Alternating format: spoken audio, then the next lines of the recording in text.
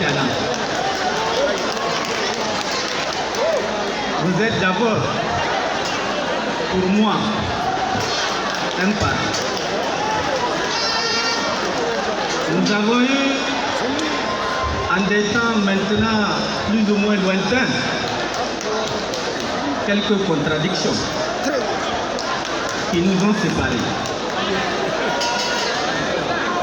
Mais c'est avec une très grande joie que lorsque j'étais en exil à Paris, vous avez pris la responsabilité, pendant même que vous étiez aux affaires, de venir à Paris rendre visite à quelqu'un qui, malgré les contradictions, demeure quand même votre parent.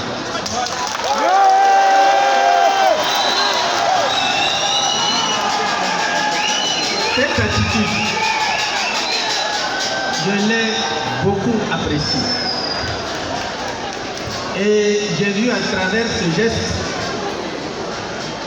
l'esprit et le cœur d'un homme qui s'est pardonné et transcendé ses rancœurs et les difficultés vécues avec nous hier. C'est l'attitude d'un chef. Et je t'en félicite sincèrement et profondément.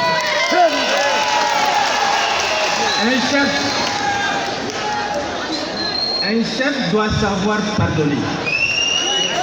Un chef doit savoir s'élever. Il doit savoir dominer ses sentiments négatifs et ne privilégier que les sentiments positifs avec lesquels seul on peut créer. Lorsqu'on aspire à gouverner, Monsieur le Président, il faut être l'homme qui ne garde pas rancune. Il faut être l'homme qui est capable de s'asseoir dans sa colère, de réfléchir et de se dire peut-être que la faute vient de moi. Et d'avoir le courage de se le dire à soi-même et d'approcher les autres pour effacer ce qui a causé le trouble entre vous et l'autre. Vous avez cette capacité. Et c'est pourquoi je suis très heureux, depuis que je suis de retour d'exil, vous l'avez remarqué, je n'ai participé à aucun événement politique majeur, public. C'est la première fois, parce que c'est votre investiture que j'ai décidé de venir pour vous marquer ma fraternité, mon soutien. Ce soutien, vous le méritez. Parce que, comme l'a dit le président Ibrahim Yacouba, vous êtes un homme de combat. Votre arrivée à l'opposition est, d'une certaine façon, un bonheur pour l'opposition. Parce qu'un combat a besoin de combattants. L'opposition, c'est un champ de combat. Et vous n'avez jamais fait le combat. Le combat qui s'ouvre dans, chacun le sait, l'inéquité absolue. Dans un esprit de fraude massif, dans une volonté de contraindre les Nigériens à voter l'homme qu'ils n'ont pas choisi, à l'imposer par des lois scélérates et à nous amener dans un système de discrimination politique qui permet à l'homme d'être en contradiction avec la loi et de dire que l'autre à qui on a inventé des fautes contre la loi, de ne pas être candidat et que l'autre soit candidat. Mesdames et messieurs, ce combat de l'opposition, Ibrahim Yacouba l'a dit tout à l'heure, Beaucoup de gens disent que c'est un combat qui doit être un combat de l'opposition. Ce n'est pas un combat de l'opposition. C'est le combat des Nigériens dans leur ensemble. Parce que le mal qui prévaut aujourd'hui au Niger n'est pas le fait de l'opposition. Le mal qui fait du mal au Niger ne fait pas seulement du mal à l'opposition. C'est un mal que les Nigériens dans leur ensemble ont accepté de consacrer en 2007. Nous ne devons pas attendre le salut de l'opposition. Nous ne devons même pas attendre le salut de Dieu. Nous devons prier Dieu,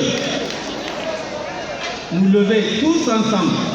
Et je ne parle pas de l'opposition, je parle du peuple nigérien, pour mettre un terme à une situation dans laquelle tout le monde souffre. Tout le monde souffre. Chacun le dit dans son salon, chacun le dit à ses amis, chacun le pense dans un cadre où il se croit en sécurité, parce que chacun a peur de dire tout haut ce que tout le monde dit tout bas. Mais il est temps, maintenant que nous sommes à quelques mois des élections, de sortir et de parler, de revendiquer et d'exiger, de se battre pour que la vérité et le droit s'imposent à des hommes et des femmes qui ne veulent ni de la vérité, ni du droit, ni de la démocratie, et qui ne pensent que d'une seule manière, le rapport de force. Le plus fort étrangle le plus faible. Ils pensent qu'ils sont les plus forts. Le peuple nigérien doit leur démontrer par des actes que l'on sait possible de changer les choses partout dans le monde, et les Maliens viennent de nous le prouver il y a quelques jours. Que la liberté ne se gagne pas en étant tout le temps en train de prier Dieu de vous libérer du mal qui vous monte. La liberté se gagne en se battant. Celui qui ne veut pas se battre mourra esclave. Et le système dans la succession qui nous est prévu au Niger est d'instaurer l'esclavage au Niger. Regardez bien. Un esclavage que vous ne supporterez pas, un esclavage qui va vous tuer parce que vous avez refusé de bouger, de vous battre au moment où vous avez encore des forces de le faire. Quand la succession que vous voyez venir s'imposera, vous n'aurez plus la force de vous battre. Et notre mort à tous est garantie. Donc c'est un appel que je lance à l'occasion de cette investiture du président Omar Chana au peuple nigérien de se réveiller, de cesser de croire que dans la patience et l'attentisme, nous pouvons changer les choses. Nous devons nous battre. Et quand je dis les Nigériens, je ne parle pas seulement de l'opposition. Les partis de la mouvance présidentielle ont soutenu pendant presque 10 ans le régime actuel qui dirige le Niger. Je leur demande en toute honnêteté de se retirer et d'analyser ce qu'ils ont gagné de cet agissement volontaire, de cette infiltration dans laquelle ils sont placés. Ils ont perdu même leur identité. Ils ont perdu le droit d'avoir une opinion. Ils ont perdu l'essentiel. Mais ils peuvent retrouver l'essentiel. Parce qu'aujourd'hui, ils peuvent également se joindre à la bataille pour la rupture, pour changer la situation. Notre pays a besoin d'alternance. Notre pays ne survivra pas sans alternance. Nous devons faire l'alternance. Ensemble, opposition avec les partis de la mouvance présidentielle qui ne sont pas encore totalement noyés. Je considère que ces partis, dans leur majorité, n'ont pas mangé le budget de la défense nationale avec eux. Ces partis n'ont pas bouffé l'argent du pétrole sur lesquels les Chinois mettent pression pour qu'on les rembourse. Ces partis n'ont pas bénéficié de gros marchés pour construire des immeubles. Ces partis survivent encore. L'inféodation a eu lieu, sinon elle se transforme en servilité. Et la servilité, c'est vous amène à perdre votre âme, à perdre votre identité et à n'être plus rien d'autre que l'esclave.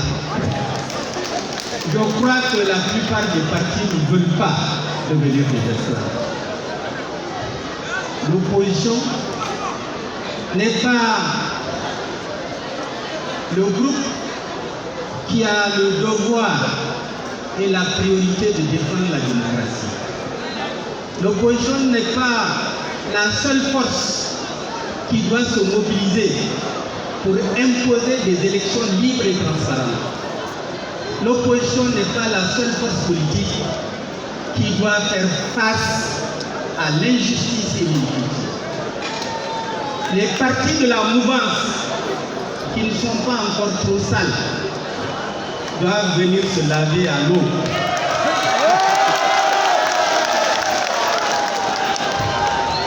De la purification politique pour reprendre le bâton du combat et ensemble avec le peuple nigérien reconstruire la démocratie que nous sommes en train de perdre. Le PNDS Tarayya ne peut pas nous imposer son candidat comme président de la République.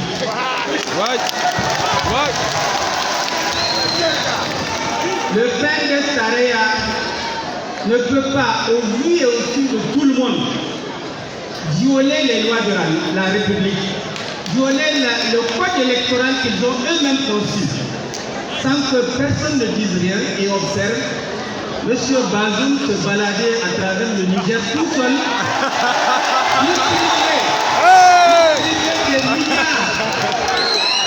des milliards que nous savons tous qu'il n'avait pas apporté avec lui quand pour la première fois il a été nommé ministre des Affaires étrangères sous le régime que nous connaissons.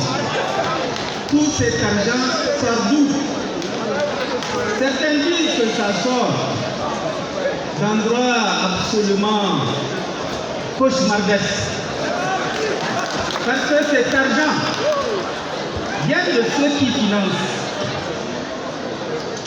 l'insécurité dans notre pays.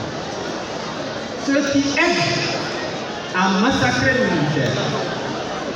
Ceux qui poussent à anéantir la paix à l'intérieur de nos villages.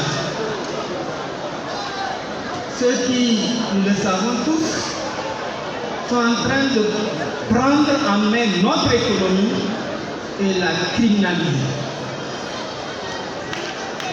Nous sommes assis, nous regardons, nous observons et nous attendons que Dieu nous règle le problème. Soyez sérieux. Dieu a besoin qu'on l'aide. Vous lui dites ce que vous voulez. Vous devez vous lever, travailler pour qu'il sache que réellement vous voulez ce que vous lui avez donné. Levons-nous, et débarrassons-nous d'un régime qui est en train de nous tuer et de tuer le Niger. Il faut le faire dès maintenant. Si nous ne le faisons pas, il sera trop tard au mois de décembre. Et comme vous le savez tous, eux, ils croient qu'ils sont les plus forts. Nous montrons aux autres Nigériens qu'ils sont les plus forts. Parce que nous avons trop peur de bouger pour les affronter. Mesdames et messieurs, Amin Amir, et à travers l'ensemble des Nigériens, il est temps de se lever. Pour ceux qui sont assis, pour ceux qui sont couchés, ou pour ceux qui entretiennent encore des espoirs illusoires. L'homme ne mérite que ce qu'il se bat pour gagner. Nous serons un peuple libre si nous décidons de nous battre pour être libres. Nous serons un peuple esclave si nous attendons que notre salut vienne d'ailleurs. Je vous remercie.